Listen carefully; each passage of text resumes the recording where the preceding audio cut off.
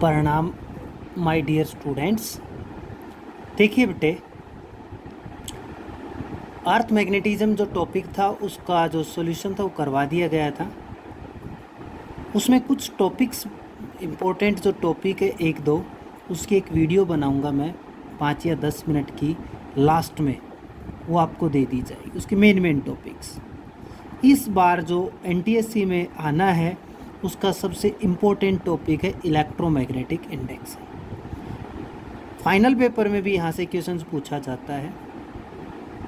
तो बेटे सबसे पहले आप मेरे चैनल को सब्सक्राइब कर दीजिए ताकि नेक्स्ट वीडियो जैसे बनाए आपके पास लिंक प्रोवाइड हो जाए। ठीक है, तो आज जो इलेक्ट्रोमैग्नेटिक इंडक्शन करवाते हैं इसको बताऊंगा। उससे पहले सबसे पहले ही करवाएंगे मैग्नेटिक फ्लक्स क्या है, उसके बाद जस्ट इलेक्ट्रोमैग्नेटिक इंडक्शन की स्टेटमेंट दूंगा, टॉपिक के बारे में बताऊंगा। ठीक है, तो मैग्नेटिक फ्लक्स है क्या? Number of magnetic field lines passing through a given area. किसी भी गिवन एरिया से कितनी मैग्नेटिक फील्ड लाइंस पास हुई, that is called magnetic flux. जैसे अपने कमरे में विंडो होती है, एक विंडो ओपन कीजिए, ठीक है, उस विंडो से हवा अंदर आएगी, कुछ अमाउंट आया। अगर घर में दो विंडो है, दोनों को ओपन किया, एक ही वॉल के ऊपर है, तो बेटे जो हवा है उसका अमाउंट इंक्रीज हो गया। मतलब एक विंडो से जो हवा आई मतलब मैग्नेटिक फील्ड लाइंस आई, क्रॉस हो गई, जैसे ही जितनी क्रॉस हुई उसको क्या बोला, मैग्नेटिक फ्लक्स। ठीक है, तो number of magnetic field lines passing through a given area, एक गिवन एरिया से कितनी फील्ड लाइंस पास हुई है उसको बोलते हैं फ्लक्स। हम बेटे फ्लक्स को रिप्रेजेंट किया जाता है फाई से, और इसका जो फॉर्मूला होता है वो आता है B.A.cos थीटा। बी का मतलब मैग्नेटिक फील्ड, ए का मतलब एरिया वेक्टर, नॉट एरिया, इसको क्या बोलते हैं, एरिया वेक्टर।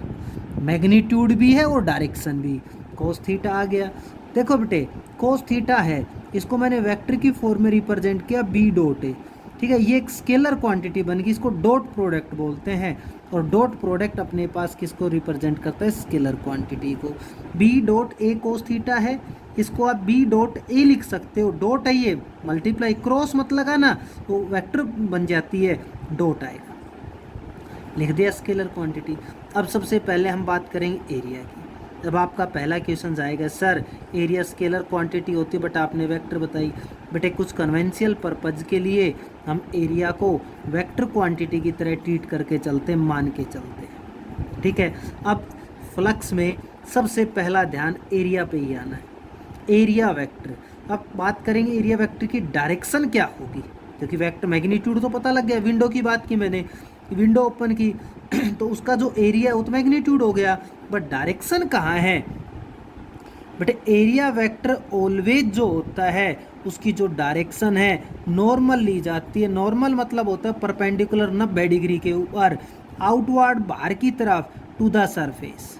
जैसे आपको ये नोटबुक नज़र आ रही है तो ये इसका मैंने मान लिया एरिया है। आपसे पूछा जाए इसका एरिया वेक्टर बताओ, तो बेटे इसका एरिया वेक्टर ये होगा, पेन नज़र आया, ऊपर की तरफ भी हो सकता है, नीचे, इनवर्ड हम मानते नहीं, ऑलवेज कहाँ होता है, आउटवर्ड। ठीक है, तो जब भी आप एंगल निकालोगे वो एंगल आपका मैग्नेटिक फील्ड और एरिया वेक्टर के बीच में आना चाहिए। जैसे मैंने एक सरफेस बनाया, नज़र आया, अगर नोटबुक की तरह सरफेस मानते हो तो बेटे इसका एरिया वेक्टर ऊपर आएगा, और ये हो गया मैग्नेटिक फील्ड, एंगल कितना बनेगा, 90 डिग्री।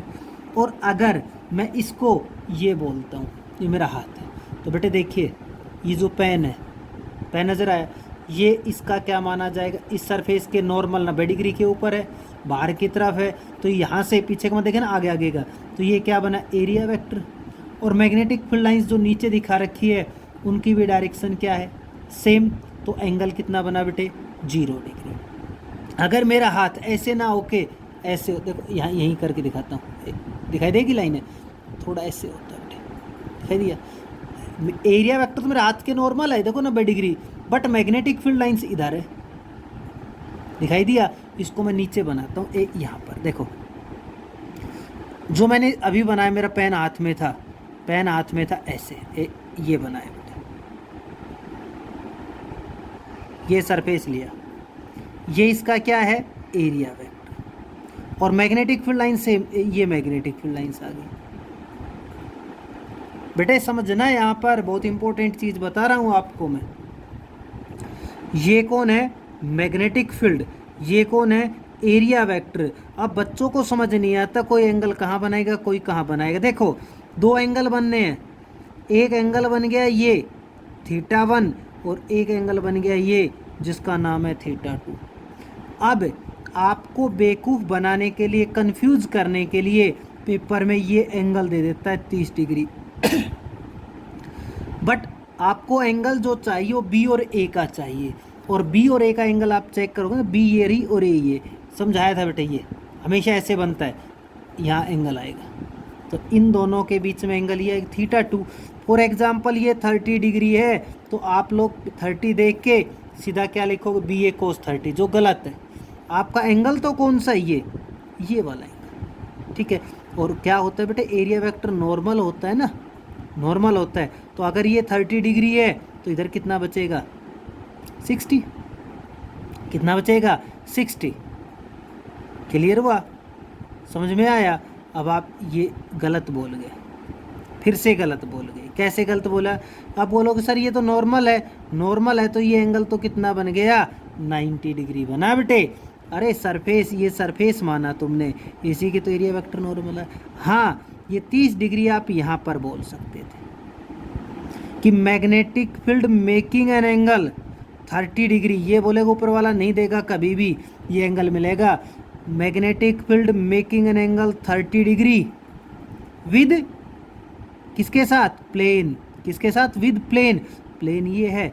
और area, magnetic field making angle 30 degree with area vector बोल दे, नॉर्मल बोल दे, नॉर्मल बोले या एरिया वेक्टर बोले तो ये एंगल है, और प्लेन बोले तो ये एंगल। आपको ये 30 चाहिए कि θ2, θ2 कितना बचेगा, 60, तो आपको 30 चाहिए 60, एंगल हमें कौन सा चाहिए, 60 वाला चाहिए। बेटे दोबारा सुन लो मेरी बात अच्छे से, जो एंगल बनना चाहिए वो किस किस के बीच में बनना चाहिए, बी और ए।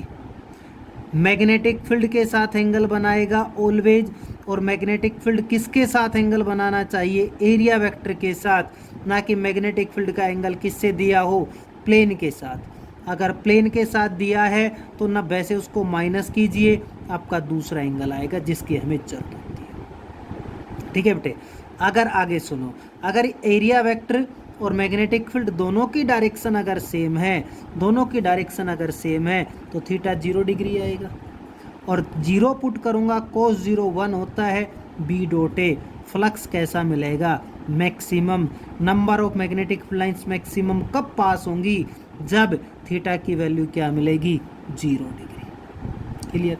अगर थीटा की वैल्यू 90 डिग्री दी गई है, 90 डिग्री दी गई है, तो बेटे cos 90 कितना होता है, 0।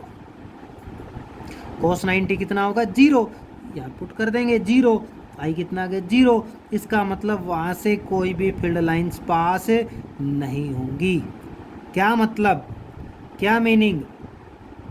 फॉर एग्जाम्पल देखो, ये अपने घर की विंडो है, ओपन है, ये विंडो दिखाने के लिए ओपन है। हवा अगर ऐसे चल रही है, सुनना, अगर हवा ऐसे चल रही है तो बेटे सारी हवा विंडो के अंदर क्रॉस होगी या नहीं, आप कहोगे सारी हवा इधर से आई और ये चलेगी, क्रॉस होगी। अगर हवा ऐसे चल रही है, ऐसे, तो बेटे क्या बताइए, विंडो के अंदर हवा जा पाएगी, आंसर क्या होगा, सर नहीं जाएगी। तो देखो दोनों, इसको मैं समझा देता हूँ। इस विंडो का एरिया वेक्टर नज़र आ गया, मैंने कहा हवा इधर आ रही है ऐसे, क्लियर है। तो ये एंगल या तो 0 डिग्री होगा, दोनों की डायरेक्शन सेम, देखो ये रही, या तो दोनों की डायरेक्शन सेम या अपोजिट, 0 डिग्री 180 डिग्री।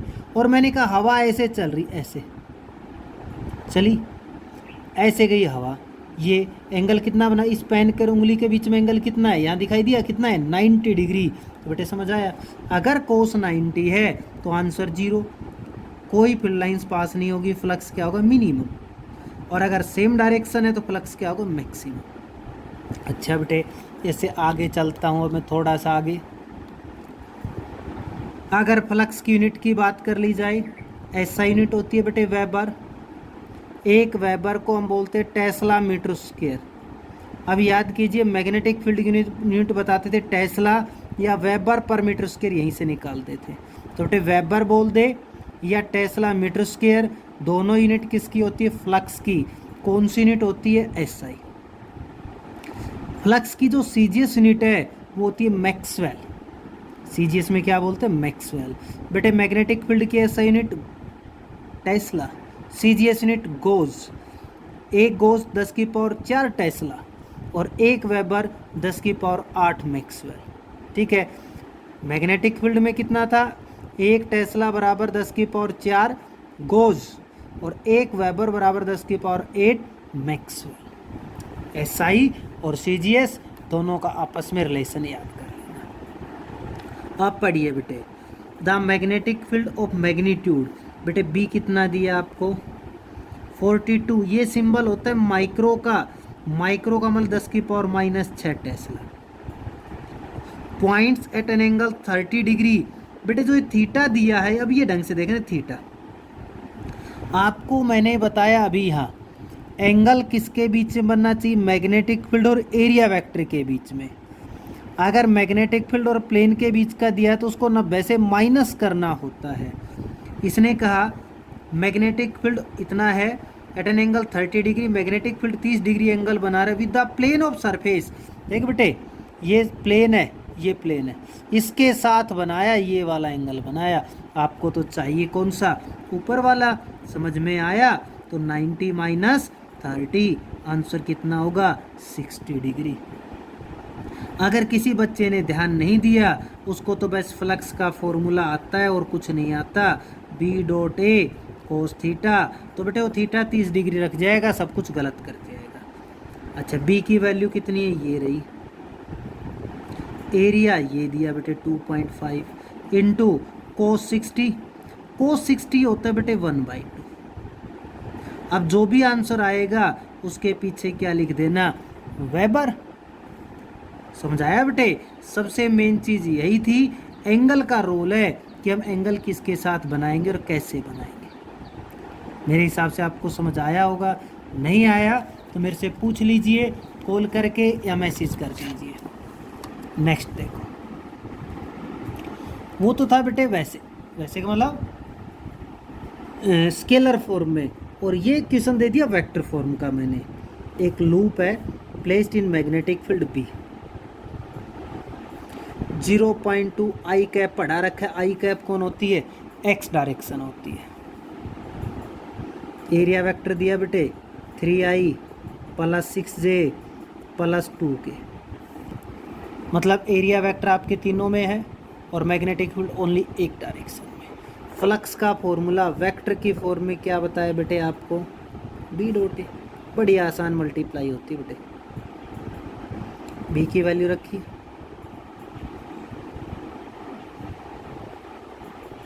ये किसकी वैल्यू है? एरिया वेक्टर की। दोनों की मल्टीप्लाई, भाई ढंग से सुनना, डॉट प्रोडक्ट है। डॉट प्रोडक्ट में क्या होता है? आई को केवल किससे मल्टीप्लाई करो? आई से, बाकी सब के साथ जीरो। तो I dot J 0, I dot के 0, तो आप केवल आई को आई से गुना करना। यहाँ प्लस कितना जे होता तो जे को जे से करते, तो यहाँ केवल आई को आई से करूँगा तो 0.2 इंटू में 3 बेटे आई डॉट आई 1 बन जाएगा, उसको भी नहीं लिखेंगे। तो आंसर आया 0.6। फ्लक्स की यूनिट क्या होती है? वेबर। समझ आया? अगर ऐसे दिया गया है तो आप आई को आई से करोगे, जे को जे से, इसके साथ +3 जे कैप, तो 3 प्लस इसके साथ +3 को जे से करो, 3 6 18 प्लस 0.1 के कैप, तो 0.1 को किससे करता है? 2 से, प्लस 0.2। समझाया? तो आई कैप को आई कैप से, जे कैप को जे कैप से, के कैप को के कैप से, अदरवाइज नहीं होगी मल्टीप्लाई। आइए बेटे, जो यूनिट का नाम था आपसे कहा था मैं बताता हूँ फ्लक्स के जस्ट बाद। अब बताता हूँ आपको क्या चीज़ है। Define electromagnetic induction. बेटे सुनो, पहली यूनिट थी इलेक्ट्रोस्टैटिक्स, जिसमें चार्ज रेस्ट में था, इलेक्ट्रिक फील्ड आया। मोशन में आया तो बन गया क्या? Electric current. और मोशन में आने के कारण करंट आया, और करंट के चारों तरफ कौन आया? Magnetic field, unit number 3। अब जो 4th है वो कहती क्या है? अगर मैं उल्टा देखो, करंट के कारण मैग्नेटिक फील्ड और अब मैग्नेटिक फील्ड के कारण क्या निकलेगा, करंट। ये कहता है अगर मैग्नेटिक फील्ड को तुम चेंज करोगे, ढंग से सुनना, अगर तुम मैग्नेटिक फील्ड को चेंज करोगे तो वहाँ पर या तो करंट इंड्यूस्ड होगा या कौन आ जाएगा, ईएमएफ। और एग्जांपल मेरे पास ये कॉयल है, कॉपर सिल्वर लोहे तांबे किसी मेटल की मान ली, और ये मैग्नेट है। सुनना बेटे, ये मैग्नेट है, इस मैग्नेट के चारों तरफ क्या होती है, मैग्नेटिक फील्ड लाइंस। सबसे ज़्यादा मैग्नेटिक फील्ड लाइंस यही होगी। सुनना, जब इस मैग्नेट को मेरी उंगली इसे लूप के पास लेके आ रहा हूँ, तो आप मेरे को ये बताओ, ये जो एरिया ओपन नज़र आया, इसके चारों तरफ है मैग्नेटिक फील्ड लाइंस। वो जैसे मैं इसके पास ला रहा हूँ तो कुछ मैग्नेटिक फील्ड लाइंस इससे पास हो रही है कि नहीं, और जितना पास लाऊंगा तो मैग्नेटिक फील्ड लाइंस इस वाले लूप से जो अंदर जा रही है उनका अमाउंट लगातार क्या होगा, इंक्रीज, क्योंकि पास ला रहा हूँ। और दूर लेके जाऊंगा तो लगातार क्या होगी, डिक्रीज। बेटे मैंने ये नहीं कहा इंक्रीज करो या डिक्रीज, मैंने क्या कहा है, जब मैग्नेटिक फील्ड क्या होगा, चेंज। जब मैग्नेटिक फील्ड क्या होगा, चेंज, चाहे वो इंक्रीज हो चाहे वो डिक्रीज हो, तो वहाँ पर या तो जैसे ये लूप था ना, इसमें कोई करंट नहीं, अब इसमें अपने आप करंट आ जाएगा, इंड्यूस्ड होगा। किसके चेंज करने से, मैग्नेटिक फील्ड के चेंज करने से। या तो करंट आएगा या ईएमएफ आएगा, दोनों में से एक चीज़ आएगी, तो उस टाइम उसको क्या बोलते हैं, electromagnetic index. The phenomena of generating current या EMF in a conducting circuit, बता दे कंडक्टिंग सर्किट होना चाहिए, by changing strength of magnetic field बोल दे, लाइन पास और ये फ्लक्स बोल दे, दोनों चीज़ें सेम है। चाहे मैग्नेटिक फील्ड बोले चाहे मैग्नेटिक फ्लक्स बोले, दोनों चीज़ें क्या है बेटे, सेम है। समझ आया। अब आप कहोगे सर करंट कब इंड्यूस्ड होगा, ईएमएफ कब इंड्यूस्ड होगा। बेटे करंट कब इंड्यूस्ड होता है, करंट कब आया उसमें, इंड्यूस मीन्स कब आया। करंट इंड्यूस्ड कब होगा, जैसे ये दिखाई दी, ये कैसा लूप है, क्लोज। अगर सर्किट क्लोज है तो उसमें क्या इंड्यूस्ड होता है, करंट। अगर सर्किट दिखाई दिया थोड़ा सा ओपन, ये छोड़ दिया खुला, अगर ये हल्का ओपन है, पूरा सर्किट क्लोज नहीं है, अब यहाँ पर क्या इंड्यूस्ड होगा, ईएमएफ। अगर क्लोज है तो कौन इंड्यूस्ड होगा, करंट, और अगर ओपन है तो कौन इंड्यूस्ड होगा, ईएमएफ। मैं लिखा है ईएमएफ कब इंड्यूस्ड होगा, जब सर्किट ओपन है, और करंट कब इंड्यूस्ड होगा, जब सर्किट क्लोज है। बेटे आज दो चीज़ें बताई छोटी छोटी। फ्लक्स क्या होता है, B dot A cos theta. Theta किसके बीच में आएगा, नॉर्मल और मैग्नेटिक फील्ड के बीच में। सरफेस का ऑलवेज क्या डालो, पहले नॉर्मल और मैग्नेटिक फील्ड के बीच का एंगल निकाल लेते हैं, ठीक है। अच्छा, इसके बाद बताया इलेक्ट्रोमैग्नेटिक इंडक्शन। क्या बताया बेटे, जब तक फ्लक्स चेंज होगा तब तक उसमें क्या इंड्यूस्ड होगा, करंट इंड्यूस्ड होगा या ईएमएफ इंड्यूस्ड होगा। चेंज का मतलब इंक्रीज से या डिक्रीज से नहीं, चेंज का मतलब चेंज से है, ठीक है। या तो इंक्रीज हो चाहे डिक्रीज हो, करके दिखाते हैं। ईएमआई के लिए सबसे पहले जिसने काम किया उसका नाम है फैराडे, उसका दोस्त उसके साथ काम कर रहा था हेनरी। तो फैराडे और हेनरी दोनों ने मिलकर एक्सपेरिमेंट किया था, बट हम आगे चल के फैराडेज लॉ ऑफ ईएमआई बोल देते हैं। काम दोनों ने मिलकर किया था। सुनना बेटे क्या है, एक्सपेरिमेंटली वेरिफिकेशन है ये। आपको नज़र आ रही होगी ये कौन है, मैग्नेट। मैग्नेट के पास इसका मैग्नेटिक फील्ड सबसे ज़्यादा होगा। ओके बेटे सुनो, जैसे मैं पेन को ला रहा था बेटे, इसके चारों तरफ क्या होंगे, मैग्नेटिक फील्ड लाइंस। ये क्या है, ये लूप ही है, लूप है। ऐसे लूप बहुत से लूप बना दिए, एक वायर के जो आप सोलेनोइड बनाते हैं ना, ऐसे ऐसे लूप बना दिए, और दोनों एंड से कौन कनेक्ट कर दिया, गैलोमीटर। गैलोमीटर का क्या काम होता है बेटे, गैलोमीटर का काम होता है इस सर्किट में अगर करंट आएगा तो ये जो इसकी निडल होती है वो डिफ्लेक्शन देगी, या तो इधर या इधर। अगर कुछ नहीं है तो निडल बीच की बीच में रहेगी। देखो इसने क्या किया, इस मैग्नेट को इसके पास लाया, तो जैसे बेटे इसके पास लाएगा तो इसके अंदर जो मैग्नेटिक फील्ड लाइंस एंटर होंगी उसका अमाउंट लगातार इंक्रीज होगा। अगर मैग्नेटिक फील्ड लाइंस का अमाउंट इंक्रीज हो रहा है, इट मीन्स क्या, मैग्नेटिक फील्ड चेंज हो रहा है, इंक्रीज हो रहा है। फील्ड चेंज हुआ कि नहीं, इसके अंदर, इसका नहीं, इसके अंदर चेंज हुआ। और जैसे मैंने कहा मैग्नेटिक फील्ड चेंज होगा तो इस लूप में करंट या ईएमएफ इंड्यूस्ड होगा। लूप आपका क्लोज है तो इसमें क्या इंड्यूस्ड हुआ, करंट। और अगर करंट इंड्यूस्ड होगा तो वो बताएगा कौन, गैलोनमीटर। तो गैलोनमीटर की निडल ने डिफ्लेक्शन दी। फिर इसने क्या ऑब्जर्व किया, इस मैग्नेट को वापस लेके जाने लगा। जब दूर लेके जाएगा तो बेटे मैग्नेटिक फील्ड इस लूप में कम होगा, डिक्रीज हुआ। जब मैग्नेटिक फील्ड इसमें डिक्रीज हुआ तो गैलोनमीटर ने डिफ्लेक्शन तो दी बट अपोजिट डायरेक्शन में, उधर नहीं इधर। वो क्या बता रहा है, पास आए तो इंक्रीज हुआ फ्लक्स, दूर ले जा रहे हैं तो डिक्रीज। तो फिर उसने क्या किया, इस कॉइल को रेस्ट में रख दिया, मूव ही नहीं करवाया। जब मूव नहीं करवाया तो क्या देखा, गैलोनमीटर भी रेस्ट में आ गया, कोई करंट ही नहीं आया। तो उसने क्या बताया यहाँ से, उसने कहा जब तक मैग्नेटिक, देखो आप कहोगे सर क्या हुआ, रेस्ट में आने से मैग्नेटिक फील्ड, तो बेटे जितना जा रहा है उतना ही जाएगा, क्या कम और ज़्यादा होगा। जैसे मैग्नेट रेस्ट में आ गई, जितने फील्ड लाइन्स एंटर हो रही है उतनी ही होती रहेंगी, या तो ना तो इंक्रीज होगी ना डिक्रीज। तो उस टाइम आपका मैग्नेटिक फील्ड क्या हो गया, कांस्टेंट, चेंज नहीं हो रहा, कहने वाला चेंज नहीं हुआ। और मैग्नेटिक फील्ड चेंज नहीं हुआ तो इस गैलोनमीटर कोई डिफ्लेक्शन नहीं देगा। ठीक है बेटे, फिर क्या कहता है, इसको रेस्ट में ले आए। ठीक है, रेस्ट में लाने से कुछ नहीं दिया, पास लाएंगे एक साइड डिफ्लेक्शन, दूर ले जाएंगे दूसरी तरफ डिफ्लेक्शन। ठीक है, उसके बाद उसने दूसरा एक्सपेरिमेंट किया, बेटे कॉइल ली एक और उसको बैटरी से जोड़ दिया। आपको पढ़ाया हमने पिछले टॉपिक में, पिछले मैग्नेटिक फील्ड में, लास्ट एनटीएससी वाले में, जैसे आपने इसमें से करंट पास किया तो बेटे ये सोलेनॉइड बन गई। सोलेनॉइड बनी तो इसमें क्या आ गया, मैग्नेटिक फील्ड आएगा, मैग्नेटिक फील्ड लाइन्स आएंगी ऐसे, ये मैग्नेटिक फील्ड लाइन्स थे ऐसे। जब इसको पास लेके जाओगे तो दोबारा इंक्रीज होगी, गैलोनमीटर डिफ्लेक्शन देगा। दूर लेके जाओ, मैग्नेटिक फील्ड लाइन्स डिक्रीज होगी, गैलोनमीटर अपोजिट साइड डिफ्लेक्शन देने लग जाएगा। और जब इसको अगेन रेस्ट में ले आता है, इसको यहीं कहीं छोड़ दिया तो गैलोनमीटर भी कोई डिफ्लेक्शन नहीं देता है। ठीक है, तीसरा उसने इसी का एक्सपेरिमेंट किया, इसके साथ एक की जोड़ दी और इसको पास रख दिया। उसने कहा जैसे की को क्लोज किया तो गैलोनमीटर डिफ्लेक्शन देता है, जिसको बोलते हैं मोमेंट्री, क्षण भर के लिए, अचानक। कई बार देखते हो लाइट आई और गई, वैसा इसमें होता है। जैसे आपने की को क्लोज किया, अभी तक कोई करंट नहीं था, जैसे की को क्लोज किया करते इसमें करंट पास हुआ, करंट पास होते ही बेटे मैग्नेटिक फील्ड इसमें पहले नहीं था, जीरो, बट अब मैग्नेटिक फील्ड आ गया। मैग्नेटिक फील्ड जीरो से मैक्सिमम जैसे चेंज हुआ, इसने क्या दी, डिफ्लेक्शन। बट जब करंट कांस्टेंट हो गया तो मैग्नेटिक फील्ड भी कांस्टेंट, और अगर मैग्नेटिक फील्ड कांस्टेंट है, चेंज नहीं हुआ, तो गैलोनमीटर डिफ्लेक्शन कितने देता है, सेम जीरो। जैसे की को ओपन करते हैं, क्लोज की, तो मान लीजिए लेफ्ट में डिफ्लेक्शन दिया, अब ओपन की तो एक बार जैसे ये निडल थी ऐसे आई, ऐसे आके ऐसे वापस सेम जीरो अचानक से, तो ये बोला जाता है मोमेंट्री डिफ्लेक्शन देता है।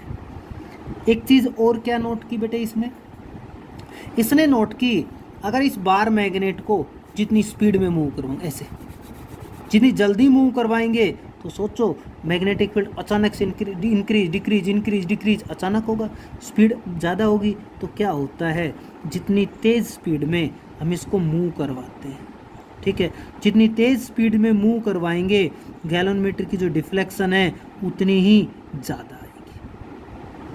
क्लियर हो बेटे? तो ये था फैराडेज और हेनरी का एक्सपेरिमेंट। कल आपको फैराडेज लॉ ऑफ ईएमआई से स्टार्ट करेंगे, लेंज लॉ आपको समझाएंगे।